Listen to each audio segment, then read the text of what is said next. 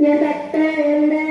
நல்ல நாளாம் குடியரசு தின நாளாம் நாம தொட்டு தொட்டு கொண்டாடிடும் குடியரசு தின நாளாம் அட நாம் குடி கொண்டாடுவோம் நாம் எல்லாருமே கொண்டாடுவோம் எதற்க எந்த நல்ல நாளாம் குடியரசு தின நாளாம் நாம தொட்டு தொட்டு கொண்டாடிடு குடியரசு தின நாளாம் கடனாம்